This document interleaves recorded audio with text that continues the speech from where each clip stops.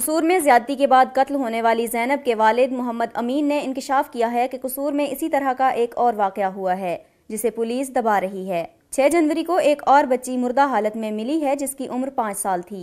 इस बच्ची के मुतालिक मीडिया को खबर तक नहीं होने दी गई और ना ही मेडिकल रिपोर्ट बनाई गई, जबकि बच्ची के वालिदैन ने पुलिस में कोई दरख्वास्त भी नहीं दी। मैं उनकी बातों से मुतफिक हूँ और उसमें मेन हमारा जो डिमांड थी कि उसको पब्लिकली हैंग किया जाए, वो उन्होंने उसको रिकमेंड किया है और मुझे उम्मीद है इस पर इंशाल्लाह इम्प्लीमेंट होगा ये प्रूव। मोहम्मद अमीन ने मजीद कहा कि सेनेट की कायमा कमेटी की सिफारिशात से मुतमईन हूँ। हमारा यही मुतालिबा था कि मुजरिम को सरेआम सजाए मौत दी जाए। कमेटी ने मुजरिम को सरेआम फांसी की सिफारिश कर दी है। मुझे उम्मीद है कि इस पर अमल दरामद किया जाएगा।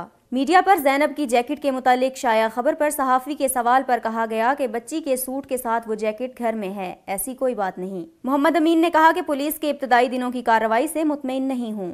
बच्ची को मारने के बाद वहां फेंका गया। पुलिस बच्ची के गायब होने के बाद इस इलाके में बरवक्त कार्रवाई करती तो पता चलता कि कत्ल किसने किया है और वहां लाश किसने फेंक दी। बच्ची के लापता होने के 2 घंटे बाद 15 पर फोन करके बताया। ज़ैनब केस से मुतालिक इस वक्त तमाम एजेंसियां और इदारे काम कर रहे हैं जिस पर हम मुतमईन हैं।